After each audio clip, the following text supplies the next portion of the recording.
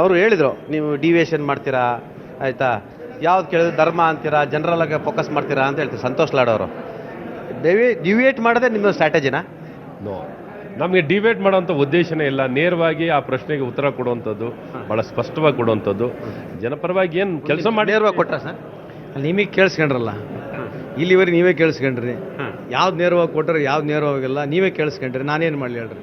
ನೀವು ಎಡಿಟ್ ಮಾಡಿರಿ, ನಿಮ್ಮ ಹತ್ರ ಟೈಮ್ ಇದೆ. ಅವ್ರು ಯಾವ್ದು ನೇರವಾಗಿ ಕೊಟ್ಟಾರೆ ಅಂತ ಹೇಳ್ರಿ. ನಾವು ನೇರವಾಗಿ ಕೊಟ್ಟಲ್ಲ, ನಾವು ನೇರವಾಗಿ ಕೊಟ್ಟಿಲ್ಲ ಅಂತ ಹೇಳ್ರಿ. ನಮ್ಮ ಸ್ನೇಹಿತರು, ಯುವ ಸ್ನೇಹಿತರು ಹೇಳಿದ್ರು ಕಾಂಗ್ರೆಸ್ ವಿರೋಧ ಮಾಡ್ತಂತ ಹೇಳಿದ್ರು, ಒಪ್ಕೊಳ್ಳೋಣ. ಡೆಮಾಕ್ರಸಿನಲ್ಲಿ ಫಸ್ಟ್ ವಿ ಶುಡ್ ರೆಸ್ಪೆಕ್ಟ್. ಅದಕ್ಕೆ ನಾವು ಏನು ಪ್ರತಿಕ್ರಿಯೆ ಹೇಳ್ಬೇಕಂತಂದ್ರೆ, ಇದು ಕಾನ್ಸ್ಟಿಟ್ಯೂಷನ್ ವಿರುದ್ಧವಾಗಿರ್ತಕ್ಕಂಥದ್ದು ನಮ್ಮ ವಾದ. ನಾನು ಒಂದು ಕೇಳಿದೆ, ಸರ್ಕಾರ ಬಿದ್ದ ಮೇಲೆ ಏನು ಮಾಡ್ತೀರಿ ಅಂತ ಕೇಳಿದ್ರೆ ಅದಕ್ಕೆ ಉತ್ತರ ಕೊಡಲಿಲ್ಲ. ಏನು ಮಾಡ್ತೀರಾ ಸರ್? ಉತ್ತರ ಕೊಡಿ ಪಾಪ. ಅವ್ರು ಹೇಳೋ ಪಾಯಿಂಟ್ ಏನಿದೆ ಅಂತಂದ್ರೆ, ಪ್ರಾವಿಷನ್ ಏನಿದೆ ಅಂತ ಹೇಳಿದ್ರು ಅವರು. ಹೌದಾ?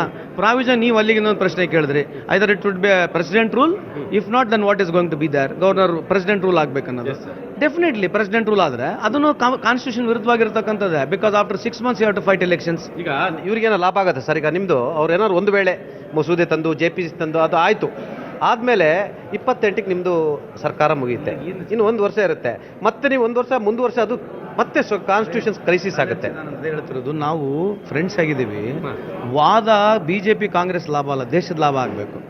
ಆ ತಂದಿರ್ತಕ್ಕಂಥ ಒನ್ ನೇಷನ್ ಒನ್ ಎಲೆಕ್ಷನ್ ಏನಿದೆ, ಮೇಲ್ನೋಟಕ್ಕೆ ಚೆನ್ನಾಗಿ ಕಾಣುತ್ತೆ. ಎವ್ರಿಬಡಿ ಫೀಲ್ಸ್ ಕಾಮನ್ ಮನೆ ಕರೆಕ್ಟ್ ಅಪ್ಪ ಅವ್ರು ಹೇಳೋದು.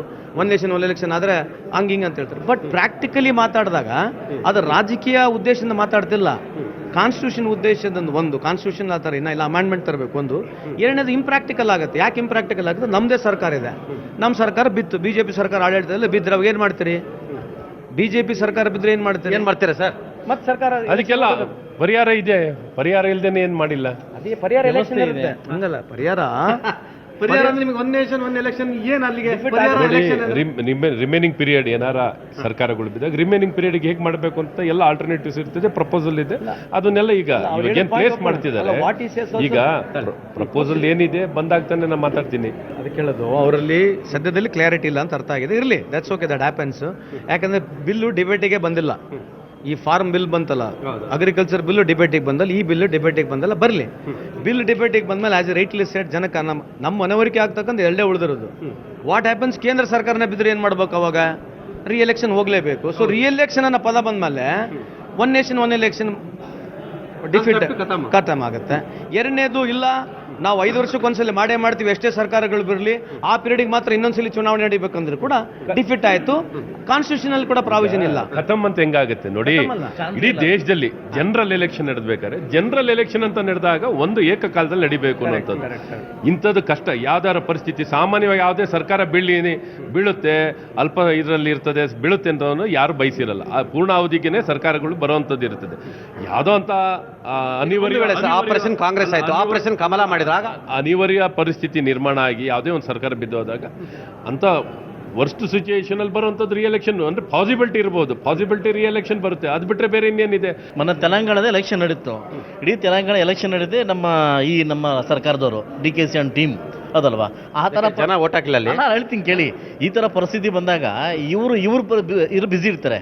ಆ ಪ್ರಾದೇಶಿಕ ಬೆಳೆಸಲಿಕ್ಕೆ ಈಸಿ ಆಗುತ್ತೆ. ಆಗ ಅವ್ರ ಸಂಸಾರ ಅವ್ರು ನೋಡ್ಕೊಂತ ನಮ್ಮ ಸಂಸಾರ ನೋಡ್ಕೊ, ಆಗ ಈಸಿ ನಾವು ಬೆಳಿಲಿಕ್ಕೆ ಈಸಿ ಆಗ್ತದೆ. ಕಾನ್ಸೆಪ್ಟ್ ಇದು ವರ್ಕೌಟ್ ಆಗುತ್ತಾ? ಅವ್ರು ವ್ಯಾಲಿಡ್. ಅವರ ಪಾಯಿಂಟ್ ಏನಿದೆ ಅಂತಂದ್ರೆ, ಮೋದಿ ಸಾಹೇಬ್ರು ಎಲ್ಲ ಕಡೆ ಬಂದು ತಿರುಗಾಡಿ ಭಾಷಣ ಮಾಡ್ತಾರಲ್ಲ, ಅದು ಉಳಿತೈತೆ ಅಂತ ಅವ್ರು ಹೇಳಿರೋದು ಹಂಗೆ ಪ್ರಾದೇಶಿಕ. ಈಗೇನೋ ಮೊದಲೇ BJP ಜೊತೆ ಜಾಯ್ನ್ ಆಗ್ಯಾರ, ಒಂದು ಭಾಳ ದಿವಸ ಆಗಿಲ್ಲ, ಅದಕ್ಕೆ ಹೇಳ್ತಾ ಇರಲಿ.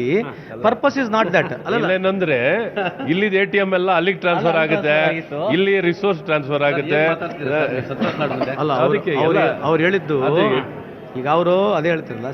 ದ ಪರಿಕಲ್ಪನೆ of one nation one election to conclude with all no differences. One nation one election concept ಏನಿದೆ ಅದು ಮೇಲ್ನೋಟಕ್ಕಷ್ಟೇ ಚೆನ್ನಾಗಿ ಕಾಣುತ್ತೆ. ಈಗ ಹೇಳಿದ್ವಲ್ಲ, ಸರ್ಕಾರ ಬಿದ್ಮೇಲೆ ಏನು ಮಾಡಬೇಕು? ಇನ್ನೂ ಉಳಿದಿರ್ತಕ್ಕಂಥ ಟೈಮಿಗೆ ಮತ್ತೆ ಎಲೆಕ್ಷನ್ ಮಾಡಬೇಕು. ಮತ್ತು ಅಲ್ಲೇ ಡಿಫಿಟ್ ಆಯಿತು ಅನ್ನೋ ನಮ್ಮ ವಾದ. ಅದಕ್ಕೇನ ಮೂಲ ಇಲ್ಲ, ನಾವು 2.5 ವರ್ಷ ಆದಮೇಲೆ ಸರ್ಕಾರ ಬಿದ್ದರೆ ಇನ್ನು 2.5 ವರ್ಷಕ್ಕಷ್ಟೇ ಚುನಾವಣೆ ಮಾಡ್ತೀವಿ ಅಂತಂದ್ರೆ ಪರ್ಪಸ್ ಡಿಫಿಟ್ ಆಗುತ್ತಂತ ನಮ್ಮ ವಾದ. ಅಷ್ಟು ದೇಶ ಉದ್ದ ಆಗ್ಲಾಗಲ್ವಲ್ಲ. ಇಡೀ ದೇಶದಲ್ಲಿ ಇವಾಗ 30 ರಾಜ್ಯಕ್ಕಿಂತ ಹೆಚ್ಚು ರಾಜ್ಯಗಳಿದಾವೆ. ಎಲ್ಲ ಕಡೆ ಆಗಲ್ವಲ್ಲ. ಏನಾರು ಆದರೆ ಅದನ್ನು ಮುನ್ನೆಚ್ಚರಿ ಎಲ್ಲರೂ ಒಂದ್ ಕಡೆ ಅಪರೂಪಕ್ಕೆ ಏನಾರಾದ್ರೆ ಏನ್ ಮಾಡ್ಲಿಕ್ಕಾಗಲ್ಲ. ಆದ್ರೆ ಒಟ್ಟಾರೆ ದೇಶದಲ್ಲಿ ಎಲ್ಲರಿಗೂ ಅನುಕೂಲತೆ ಆಗುವಂಥದ್ದು ಇದೆ. ಏಕಕಾಲದಲ್ಲಿ ನಡೆಯುತ್ತೆ. ರಿಮೈನಿಂಗ್ ಪೀರಿಯಡ್ ನಲ್ಲಿ ನಡೆಯುವಂಥ ಚುನಾವಣೆಗೆ ನಾವು ಹೆಚ್ಚು ಮಹತ್ವ ಕೊಡುವಂಥದ್ದಲ್ಲ. ಆಗ ಒಳ್ಳೇದು ಹೆಚ್ಚು ಒಳ್ಳೇದಾಗುತ್ತೆ. ಆಗದು ಬೆನಿಫಿಟ್ಸ್ ಜಾಸ್ತಿ ಇರ್ಬೇಕಾದ್ರೆ ಡಿಸ್ಅಡ್ವಾಂಟೇಜ್ ಮಿನಿಮಲ್ ಇದೆ. ನೀವು ಅಮೆರಿಕದಿಂದ ಬಂದವರು, ಅಮೆರಿಕದಲ್ಲಿ ಎಷ್ಟು ಟೈಮ್ ತಗೊಳುತ್ತೆ ಎಲೆಕ್ಷನ್ ಹೇಳಿ? ಅಲ್ಲೂ ನಡೆಯುತ್ತೆ, ಎಲ್ಲೂ ಸುಮಾರು ಅಲ್ಲೂ ವರ್ಷಾನ್ಗಟ್ಲೆ ನಡೆಯುತ್ತೆ, ವರ್ಷ ಪೂರ್ತಿ ನಡೆಯುತ್ತೆ, ಒಂದೊಂದು ಸತಿಗೇನೆ ನಡೆಯುತ್ತೆ. ಅದು ಈಗ ನಮ್ಮ ದೇಶ ಬೇರೆ, ಅದು ಬೇರೆ, ಡೆವಲಪ್ಡ್ ಬೇರೆ, ಡೆವಲಪಿಂಗ್ ಬೇರೆ. ಇದು ನಮ್ಮ ದೇಶದಲ್ಲಿ ಸಮಸ್ಯೆಗಳು ಬೇರೆ, ಅಲ್ಲಿ ಸಮಸ್ಯೆಗಳು ಬೇರೆ ಇರುವಂಥದ್ದು. ಇಲ್ಲಿ ಸ್ಥಳೀಯವಾಗಿ ಜನರಿಗೆ ಉಪಯೋಗ ಏನು ಮಾಡಬೇಕು ಅದನ್ನು ಮಾಡೋದು. ಇನ್ನೊಂದು ಟು ಕನ್ಕ್ಲೂಡು, ಎಲೆಕ್ಷನ್ಲಿಂದ ಸಮಸ್ಯೆ ಬಗೆಹರಂಗಿಲ್ಲ. ಒಂದು ಎಲೆಕ್ಷನ್ ಜಾಸ್ತಿ ಆಗಲಿ, ಒಂದು ಎಲೆಕ್ಷನ್ ಕಮ್ಮಿ ಆದರೆ ಏನು ಬಡತನ ಭಾಳ ನಿರ್ಮೂಲನೆ ಆಗೋದಿಲ್ಲ. ಈ ಕಾನ್ಸೆಪ್ಟ್ ರಾಂಗ್ ಇದೆ ಅವ್ರು ಹೇಳೋದಕ್ಕೆ. I respect him. I am just putting for my ಯಾವುದೇ ಬಡತನ ನಿರ್ಮೂಲನೆ ಆಗ್ಬೇಕಂದ್ರೆ ಸರ್ಕಾರದ ಕಾರ್ಯಕ್ರಮಗಳು, ಯೋಜನೆಗಳು ಬಡತನಕ್ಕೆ ಮುಟ್ಟಿದ್ರೆ ಮಾತ್ರ. ಒಂದು ಎಲೆಕ್ಷನ್ ಜಾಸ್ತಿ ಆದರೆ ಏನು ಭಾಳ ದೊಡ್ಡ ಏನು ನಿರ್ಮೂಲನೆ ಆಗೋದಿಲ್ಲ. ಒಂದು ಎಲೆಕ್ಷನ್ 60,000 ಕೋಟಿಗೂ ಹೆಚ್ಚು ಉಳಿತಾಯ ಆಗುತ್ತೆ ಹೇಳ್ತಾರೆ. ಅದು ನಾನು ಹೇಳ್ದೆ 5,000 ಕೋಟಿಗಿಂತ ಜಾಸ್ತಿ ಆಗೋದಿಲ್ಲ. ಪ್ಯಾನ್ ಇಂಡಿಯಾ ಕೇಳ್ರಿ ಎಷ್ಟು, ಅದಕ್ಕೆ ಕೇಳಿದ್ ಇವತ್ತು ಇಲ್ಲಿವರೆಗೆ ಯಾರು ಖರ್ಚೆ ಕೊಡಲ್ಲ. ಇಷ್ಟು ಎಲೆಕ್ಷನ್ಗಳು ನೋಡೋದಾವೆ, ಖರ್ಚು ಎಷ್ಟಾಗಿದೆ ಅಂತೆಲ್ಲ ನಿಮ್ಮ ಮಾಹಿತಿ ಇದೆಯಾ? ಪಬ್ಲಿಕ್ ಡೊಮೇನಲ್ಲಿ 1,000 ಕೋಟಿ, ಲಕ್ಷ, ದಶ ಕೋಟಿ ಹಂಗೆ ಭಾಷಣದಲ್ಲಿ ಇರ್ತವೆ. But I am definitely sure pan India election ನಡಿಬೇಕಂದ್ರೆ ಒನ್ ಟೈಮ್ ನಡೀಲಿ. ಸರ್ಕಾರಗಳು ಬಿದ್ದಂಥ ಸಂದರ್ಭದಲ್ಲಿ ಇದು ಭಾಳ ಸಂಕಷ್ಟಕ್ಕೆ ಈಡಾಗ್ತದೆ. ಯಾವುದೇ ಸರ್ಕಾರ ಇರಲಿ ಸಂಕಷ್ಟ ಈಡಕ್ಕಾಗ್ತದೆ. ಅವಾಗ ಏನು ಮಾಡ್ತೀರಿ, ಮತ್ತೆ ಇನ್ನೊಂದ್ಸಲ ಎಲೆಕ್ಷನ್ ನಡಿಲೇಬೇಕು. ಅವಾಗ ಏನಾಯಿತು, ಈಗ ಎಲ್ಲೇ ಫುಲ್ ಈಗ ನಮ್ದು 138 ಇದೆ, ನಮ್ಮ ಸರ್ಕಾರ ಬೆಳಕ್ಕೆ ಸಾಧ್ಯನೇ ಇಲ್ಲ. ಬಿದ್ದರೆ ಇನ್ನೊಂದು ಎಲೆಕ್ಷನ್ ಆಗಬೇಕು. ಈಗ ಇವ್ರ ಸರ್ಕಾರ ಕೇಂದ್ರದಲ್ಲಿದೆ, ನಾಳೆ ಚಂದ್ರಬಾಬು ನಾಯ್ಡು ಮತ್ತು ಬಿಹಾರಿ ಬಾಬು ಎತ್ತಲಾಗ ತಿರುಗಿದ್ರೆ ಮತ್ತೆ ಇನ್ನೊಂದು ಎಲೆಕ್ಷನ್ ಆಗಲೇಬೇಕಲ್ಲ. ಅವಾಗ ಏನು ಮಾಡ್ತಾರೆ, ಒಂದು ನೇಷನ್ ಒಂದು ಎಲೆಕ್ಷನ್ ಎಲ್ಲಿ ಬಂತು? ಯಾವಾಗ ಸರ್ಕಾರಗಳು ಅವಾಗ ಎಲೆಕ್ಷನ್ ಬೀಳಬೇಕು. ಸೊ ಇದು ಕಾನ್ಸ್ಟಿಟ್ಯೂಷನಲ್ಲಿ ಮಾಡೋಕ್ಕಾಗಲ್ಲ ಅಂತ ನಮ್ಮ ವಾದ.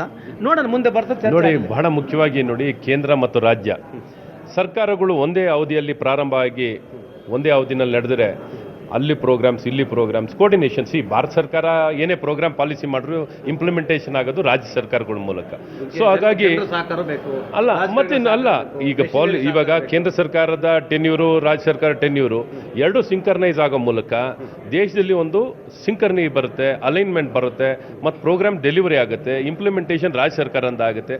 ಸೊ ಕೇಂದ್ರ ಸರ್ಕಾರದಿಂದ ಏನೆಲ್ಲ ಪ್ಲಾನ್ ಆಗುತ್ತೋ ಪ್ರೋಗ್ರಾಮ್ಸ್, ಅಥವಾ ರಾಜ್ಯ ಸರ್ಕಾರ ಆಗುವಂಥ ಪ್ರೋಗ್ರಾಮ್ಸ್ ಎರಡೂ ಇಂಟಗ್ರೇಟ್ ಆಗಿ ನಡಿಬೇಕಾಗುತ್ತೆ. ಸೊ ಒಟ್ಟಾರೆ ಒನ್ ನೇಷನ್ ಒನ್ ಎಲೆಕ್ಷನ್ ಒಳ್ಳೆ ಭರವಸೆದಾಯಕವಾಗಿರೋದು. ರೀಜನಲ್ ಪಾರ್ಟೀಸ್, ಎಲ್ಲ ಪಾರ್ಟೀಸ್ಗಳು ಒಟ್ಟಾರೆ ಒಮ್ಮತದಿಂದ ಮಾಡ್ತಿರುವಂಥದ್ದು. ಸಣ್ಣ ಪುಟ್ಟ ವ್ಯತ್ಯಾಸಗಳು, ಅಡಚಣೆಗಳು ಇರಬಹುದು, ಆದರೆ ಇವನ್ನೆಲ್ಲ ಓವರ್ಕಮ್ ಮಾಡ್ಲಿಕ್ಕೆ ಸಾಧ್ಯವಿದೆ ಅಂತ ಅನ್ನೋದು ಬಹಳ ಸ್ಪಷ್ಟ.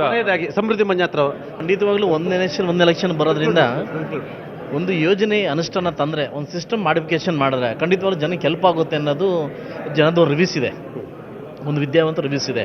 ಒನ್ ನೇಷನ್ ಎಲೆಕ್ಷನ್ ಬರೋದ್ರಿಂದ ಕೇಂದ್ರ ಸರ್ಕಾರ ಮತ್ತು ರಾಜ್ಯ ಸರ್ಕಾರ ಒಂದಾಗೋದ್ರಿಂದ, ಒಂದೇ ಇದರಲ್ಲಿ ಬರೋದ್ರಿಂದ ಬಹುಶಃ ತರ್ತಕ್ಕಂಥ ಯೋಜನೆಗಳು ಜನಕ್ಕೆ ಮುಟ್ಟುತ್ತೆ ಅನ್ನೋದು ಒಂದು ನಂಬಿಕೆ ಇದೆ. ಇದಕ್ಕೆ ವೆರಿ ಗುಡ್.